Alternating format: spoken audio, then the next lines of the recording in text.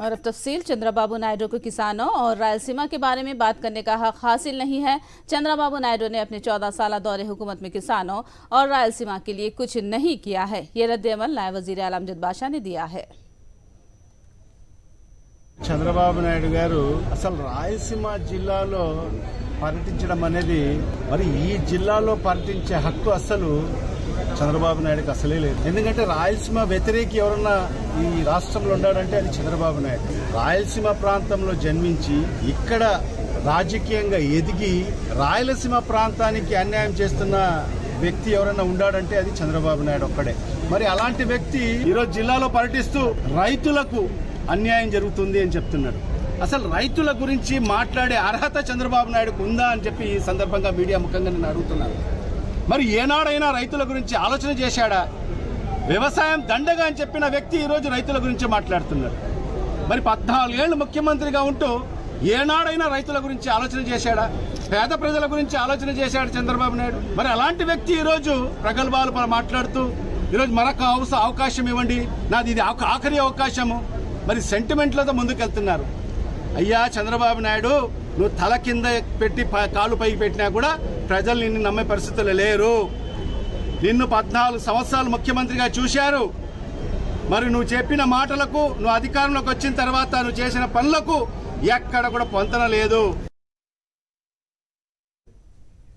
AP के वजीर बोसा सत्यनारायण ने रिमार्क किया कि बाबू की ख्वाहिश जरूर पूरी होगी। तेलुगु देशम पार्टी का 2024 में मुकम्मल सफाया हो जाएगा। उन्होंने कहा कि 24 का इंतखाब बाबू के लिए आखिरी ही साबित होगा। बोसा ने कहा कि बाबू हमदर्दी के लिए ड्रामाबाजी करते हैं। ఇప్పుడు కూడా మనం ఏది మాట్లాడితే పైన భగవంతుడు తదాస్తు అంటుంటాడు. ఆయన చివరింగిలో తదాస్తుంది. ఆయన చివరింగిలో ఎన్నికలేది ప్రజలు తప్పకుండా అదే తీర్పిస్తారు. ఆయనకు అక్కలేదు. ఆయన చివరి ఎన్నికలేవి తదాస్తు. దేవుడు తదాస్తు అంటాడు. ఈ రాష్ట్రం బాగుపడాలంటే, రాష్ట్రం అన్ని రంగాలు అభివృద్ధి చెందాలంటే, పేదవాడికి పట్టి అన్నం దొరకాలంటే, ఉండాలంటే చంద్రబాబు నాయుడు అనేవాడు ఈ రాష్ట్రంలో మళ్ళీ ముఖ్యమంత్రిగా రావడానికి వీల్లేదు. ఇది శాసనం.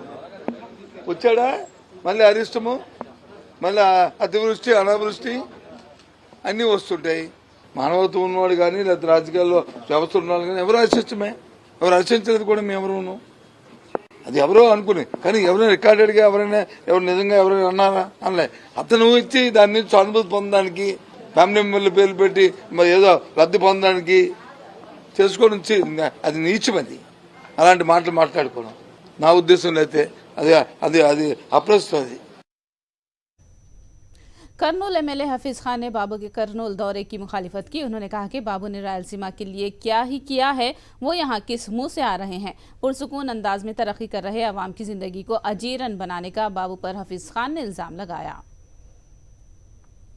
ఈ ప్రాంతంలో ఈరోజు మంచిగా వానలు పడి ప్రాజెక్టులు నిండి ప్రతి ఒక్కరూ ఈరోజు సాగు చేసుకుంటుంటే, రైతులు బాగుపడుతుంటే నువ్వు చూడలేకపోతున్నావా చంద్రబాబు నాయుడు గారు? నువ్వు ఉంటే ఏమొస్తుంది? నువ్వు ఉంటే కరువు వస్తుంది.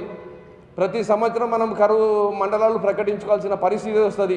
అంత బాధుడు అని చెప్పి ఏదేదో ఉత్తి మాటలు మాట్లాడి, అబద్ధాలు మాటలు మాట్లాడి, మోసం మాట్లాడి నీ కేర్ ఆఫ్ అడ్రస్ వెన్నుపోటు, దగా, మోసం, అబద్ధం నువ్వు మాట్లాడితే ఎవరు ఇక్కడ కర్నూలు ప్రజలు నమ్మే పరిస్థితుల్లో లేరు. రాబోయే రోజుల్లో కూడా ఎలాగైతే మేనిఫెస్టోలో 98% అన్ని మేనిఫెస్టోలో మేము చేశామో అలాగే రాబోయే రోజుల్లో ఖచ్చితంగా న్యాయ రాజధానిని కూడా సాధించుకొని ఈ ప్రాంతానికి అభివృద్ధి చేసి ఇక్కడ ఇండస్ట్రీస్ని తీసుకొని వచ్చి ఇక్కడ ఉపాధి అవకాశాలు కల్పించి ఇక్కడ ప్రాజెక్టుల ద్వారా ప్రతి ఒక్క ఎకరకు భూమికి నీళ్లు ఇచ్చేటట్టు అలాంటి పరిపాలన కావాలంటే అది ఒక్క జగన్మోహన్ రెడ్డి గారితోనే అవుతుందని చెప్పి గట్టిగా ఈరోజు మన కర్నూలు ప్రజలు నమ్ముతున్నారు. करनूल में वक्फ बोर्ड और मोहम्मदिया वक्फ कॉम्प्लेक्स के इश्तराक के लिए जनाजों को कब्रिस्तानों तक पहुंचाने के लिए वैन का इंतजाम किया गया है। इस वैन पर 10,50,000 का खर्च आया है। इसके अलावा गुस्ल के लिए मर्द और खवातीन गस्सालों का भी इंतजाम किया गया। करनूल में ऐसी खिदमात की सख्त ज़रूरत थी, जिसके इंतजाम होने पर इजहार तशक्कुर किया गया। इस ताल्लुक से करनूल के एमएलए हफीज खान ने तफसीलात बताई।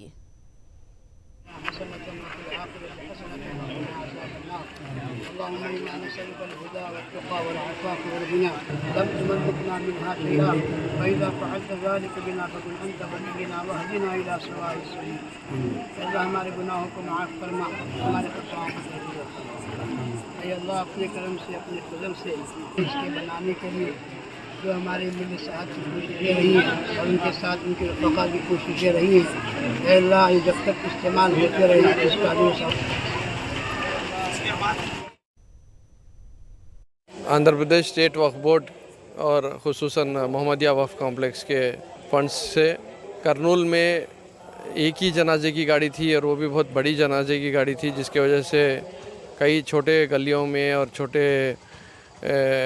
एरियाज़ में जाना ज़रा मुश्किल हो रहा था। और अगर 2-3 अगर मैयत अगर है उस दिन तो उसमें भी मुसीबत हो जा रही थी, क्योंकि पॉपुलेशन बढ़ते जा रहा और शहर भी बहुत बड़ा हुआ है। तो लोगों का जो है एक रिक्वेस्ट थी कि और एक जनाजे की गाड़ी रहना और वो भी छोटी रहना। तो अल्हम्दुलिल्लाह अल्लाह के करम से अस्सलाम वालेकुम रहमतुल्लाहि व बरकातुहू। इत्तेफाक से मस्जिद यासीन में उलमा इकराम का जोड़ था, उसमें आने का मौका हुआ तो हमारे मोहतरम जनाब MLA साहब से मुलाकात हुई और उनका एक कारनामा मालूम हुआ कि उम्मत की भलाई के लिए और ये जो जनाज़ों की तकलीफ़ आजकल है वो सिर्फ़ एक ही गाड़ी थी, उसके लिए दूसरी गाड़ी का इजाफ़ा 10,50,000 कुछ उसमें ख़र्च करके वो गाड़ी उसमें मंगवाए। और एक सबसे बड़ी बात यह हुई, ये बहुत पसंद आई कि क़ब्रिस्तान के अंदर जनाज़ों के गुस्ल का इंतज़ाम बाकायदा मर्दाना और जनाना लिहाज करते हुए बनाने के लिए भी पैसे सैंक्शन हो गए हैं। एलूरू जिले के कोलेरू गांव के बाबू दाखिले के करीब मौजूद पुल जुज़वी तौर पर टूट जाने से मुकामी इंतजामिया ने फौरी इक़दाम शुरू कर दिए हैं। इस पुराने पुल की जगह इंतजामिया की जानिब से नया पुल तामीर किया जा रहा है। केसु बराजू की क़यादत में जंगी पैमाने पर काम जारी है। 1 year కంప్లీట్ చేస్తారనే నాకున్న ఇన్ఫర్మేషన్. ఇది పడిపోయిన మరుక్షణం రెండో రోజునే దీనికి వెంటనే అమౌంట్ మంజూరు చేశారు. జగన్మోహన్ రెడ్డి గారి ప్రభుత్వంలో ఎక్కడ అత్యవసర పరిస్థితి ఉన్నా తక్షణం అక్కడ స్పందించి పనిచేయటం ప్రభుత్వ లక్షణం. ఇది మ్యాక్సిమం రేపు లేదు ఎల్లుండి అయిపోయింది. ఈ రోజున జగన్మోహన్ రెడ్డి గారి సారథ్యంలో మా ఉంగుటూరు ఎమ్మెల్యే వాసుబాబు గారు, మా ఎంపీ సీతారాబాబు గారు, మా అబ్బాయి చౌదరి గారి సారథ్యంలో ఒక డైనమిక్ సుబ్బరాజు గారు చైర్మన్గా ఒక 24 అవర్స్లో ఈ బ్రిడ్జిని ప్రజలకు అందుబాటులో తీసుకొచ్చినందుకు గుండుగోల గ్రామం తరఫున మీ రాష్ట్ర ప్రభుత్వానికి జగన్మోహన్ రెడ్డి గారికి ప్రత్యేక ధన్యవాదాలు. फार्म हाउस केस में सिट की जानिब से तेजी से जांच जारी है। इस केस में 21 नवंबर को हाजिर होने की तुषार को सिट ओहदेदारों ने नोटिस जारी की है। MLA खरीदारी मामले में रामचंद्र भारती रोहित रेड्डी से फोन पर तुषार की बातचीत की निशानदही की गई है। इसी से मुतालिक मजीद पूछताछ करने के लिए सिट ओहदेदारों ने नोटिस जारी की है। तेलंगाना में ईडी के धावों से सियासत गर्मा गई है। चिगोटी प्रवीण कसिनो केस में नोटिस पाने वाली सियासी कायदीन में एक खौफ सा मालूम होता है। दूसरी जानिब से बैरूनी ममालिक में कसिनो केस की जांच तेज करने वाले ईडी ओहदेदारों ने तलसानी के भाइयों महेश और धर्मेंद्र से पूछताछ की है। कसिनो मामलात, रकमी लेन देन, फेमा कानून कवायद की खिलाफ वर्जी और मनी लैंडरिंग और हवाले के जरिए रकमी लेन देन जैसे सवालात की बारिश कर दी। चिकोटी प्रवीण और माधव रेड्डी के कॉल डेटा की बुनियाद पर तफसीलात हासिल करने वाली ईडी ने अब तक चंद अफराद को नोटिसें भी जारी की हैं। ट्रैवल एजेंसी के जरिए फ्लाइट टिकट बुकिंग की तफसीलात हासिल कर ली। तलसानी ब्रदर्स से एक बार फिर पूछताछ किए जाने का इम्कान है। दूसरी जानिब एल रमना और मेदक के DCCB चेयरमैन देवेंद्र रेड्डी को भी ईडी ने नोटिस जारी करके उन्हें जुम्मा के दिन ईडी के रूबरू हाजिर होने की हिदायत दी है। हैदराबाद के कोतापेट में एक शॉपिंग मॉल में हैंडलूम टेक्सटाइल्स इन्फोर्समेंट के ओहदेदारों ने धावे किए हैं। नकली हैंडलूम के कपड़े फरोख्त करने की शिकायत वसूल होने पर ही ओहदेदारों ने कार्रवाई की है। ओहदेदारों ने बताया कि अगर माल कसूरवार पाया जाता है तो कानून के मुताबिक कार्रवाई की जाएगी। కాటన్ అయినట్టయితే హ్యాండ్లూమ్ మార్క్ లేబుల్ పెట్టాలా, హ్యాండ్లూమ్ మార్క్ లేబుల్ పెట్టి ప్రజలకి అమ్మాలా. ఒకవేళ ఇది నిజంగా హ్యాండ్లూమ్ ప్రోడక్ట్ ఇండియాలో తయారైనట్టే ఇండియా హ్యాండ్లూమ్ బ్రాండ్ ఈ లేబుల్లో పెట్టి ప్రజలకి తెలియచేసి అమ్మాలా. ఇది నిజమైనటువంటి హ్యాండ్లూమ్ ప్రోడక్ట్ అని చెప్పి అమ్మాలా.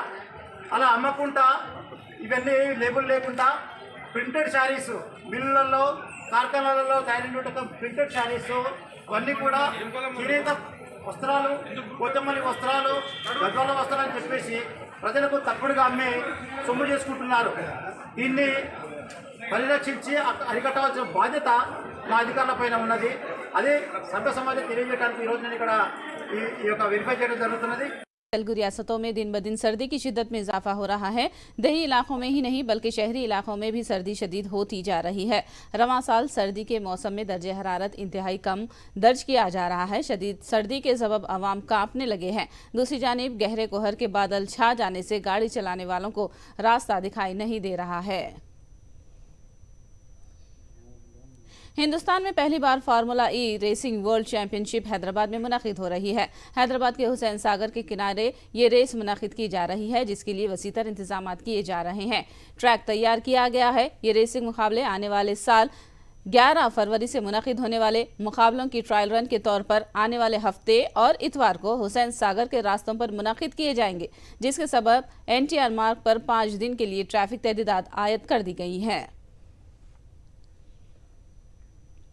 हैदराबाद के पेट्रोल पंप पर धोखे करने के वाकयात पेश आ रहे हैं। इलेक्ट्रॉनिक चिप के जरिए पेट्रोल मालिकान पेट्रोल में चोरी करने की खबरें हैं। शहर के कुछ पेट्रोल पंप्स की SOT अहदेदारों ने अचानक तनख्ही अंजाम दी और फी लीटर पर 10 रुपए का पेट्रोल चोरी करने की निशानदही की गई है। पिछले कई सालों से ये धोखाबाजी जारी रहने की शिकायत पर कार्रवाई करने की खबर है। झारखंड के वजीर आला हेमंत सोरेन ने गैर कानूनी कानकुनी मामले में ED की नोटिस को गहरी साजिश से ताबिर किया है। हेमंत सोरेन कानकुनी मामले में ED के रूबरू हाजिर हुए। ED उनसे पूछताछ कर रही है। उधर बीजेपी ने इलेक्शन कमीशन से हेमंत सोरेन की MLA की रुकनियत खत्म करने की मांग की और MLA की रुकनियत की मनसूखी से गवर्नर उन्हें वजीर आला के ओहदे से हटा सकते हैं।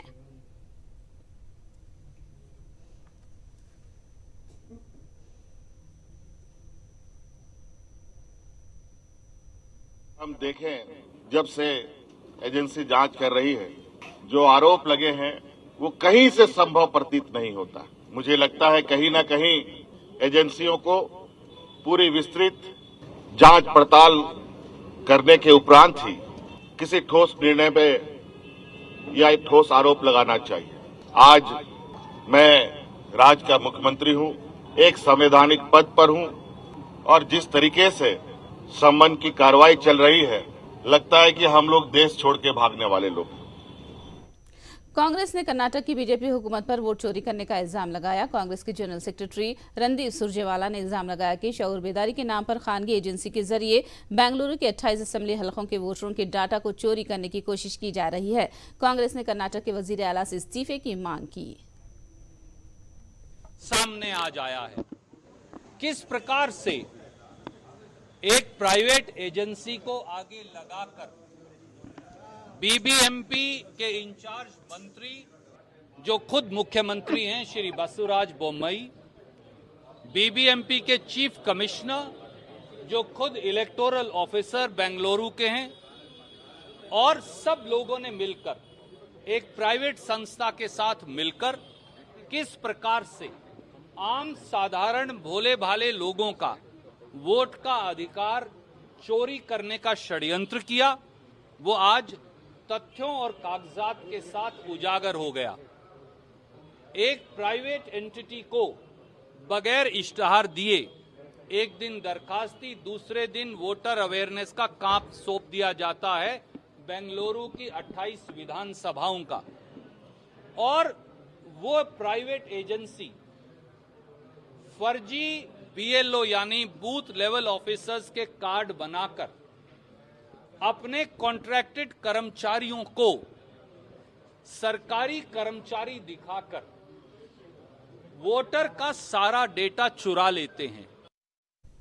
राहुल गांधी की भारत जोड़ो यात्रा महाराष्ट्र के अकोला में जारी है। महाराष्ट्र में भारत जोड़ो यात्रा के दौरान राहुल गांधी ने मोदी हुकूमत की नाकाम पॉलिसियों, GST और नोटबंदी, अवामी शोबे को खानगियाने की मजम्मत की।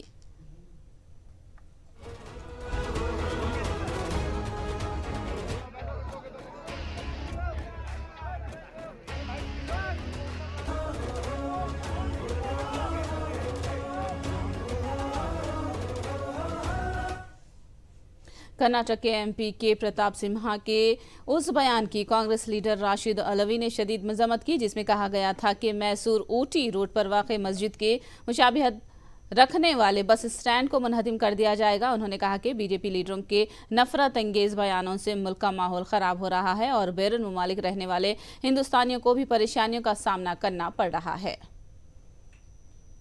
जुबानी जमा खर्च करते हो और इसका नुकसान पूरे देश को होता है। उन्हें शायद एहसास नहीं है कि उनके इस बयानात से जो मस्जिद के खिलाफ लगातार देते हैं उससे दुनिया में क्या असर पड़ता है। कुवैत के अंदर मंदिरों के खिलाफ कार्रवाई हो रही है, दूसरे कंट्रीज़ के अंदर मंदिरों के खिलाफ कार्रवाई हो रही है, और वो इसीलिए हो रही है कि बीजेपी के नेता गैर ज़रूरी इर्रेस्पॉन्सिबल बयानात देते हैं और मस्जिदों के खिलाफ और माइनॉरिटीज़ के खिलाफ देते हैं, जिसको हमारे जो हिंदुस्तानी भाई हैं जो दुनिया में रह रहे हैं उनको भुगतना पड़ता है। हिंदुस्तान को G20 की सदारत मिलने पर उत्तर प्रदेश में जश्न मनाया गया और मिठाइयां तकसीम की गईं। मुस्लिम यूथ एसोसिएशन की जानिब से इस जश्न का एहतमाम किया गया। मुख्तलिफ समाजी तंजीमों का मानना है कि बैनुल-अक़वामी सतह पर हिंदुस्तान आलमी लीडर के तौर पर उभर रहा है और हिंदुस्तान की ताकत को दुनिया तस्लीम कर रही है।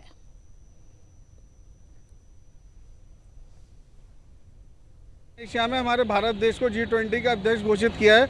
उसी क्रम में पूरे देशवासियों के अंदर खुशी की लहर है और अब वो समय दूर नहीं जब हमारा भारत देश पूरे विश्व पटल पर चमकेगा और पूरी दुनिया की अगुवाई हमारा भारत देश नरेंद्र भाई मोदी की अध्यक्षता में करने जा रहा है। आज के संगठन की ओर से क्या किया? मुस्लिम यूथ एसोसिएशन की तरफ से मिष्ठान वितरण किया।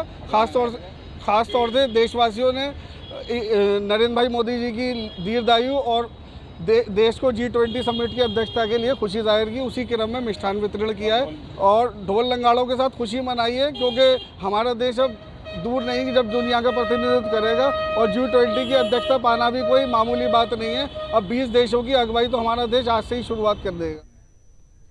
मरकजी वजीर किरण रिजिजू ने हिंदुस्तान के पहले वजीर आजम पंडित नेहरू से मुताल्लिक लिखे गए उनके आर्टिकल का दिफा किया है। उन्होंने कहा कि जो भी उन्होंने लिखा है उन्होंने महज नेहरू की तकारीर के हवाले से लिखा है। याद रहे कि किरण रिजिजू ने कश्मीर के हिंदुस्तान में इंजमाम के वक्त फाश गलतियां करने का अपने आर्टिकल में इल्जाम लगाया है, जिस पर कांग्रेस पार्टी शदीद तनकीद कर रही है।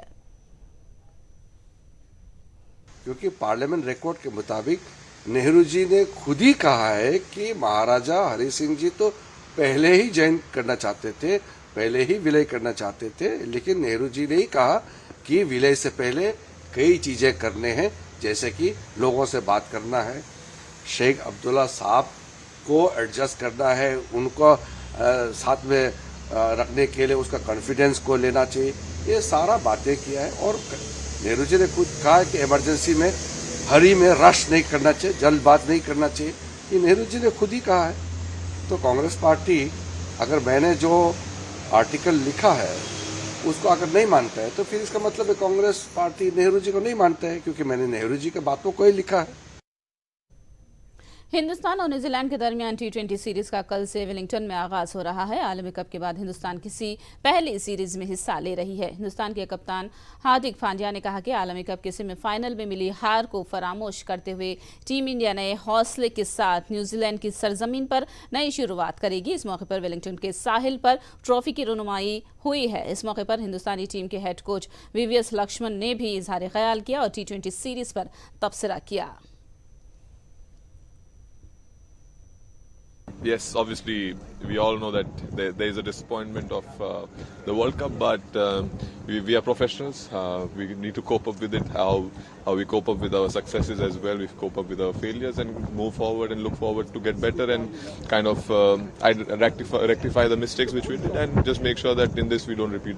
Absolutely. Obviously, a lot of, as you said, the main boys are not here, but at the same point of time, the talent which the players who are already here, they also been playing for India for like good amount of 1.5, 2 years now. So even they have had ample chances and enough time in international cricket to kind of express themselves and kind of show what they have. And very excited for them. New bunch, new guys with a lot of new excitement, new energy. So it's going to be quite exciting to look.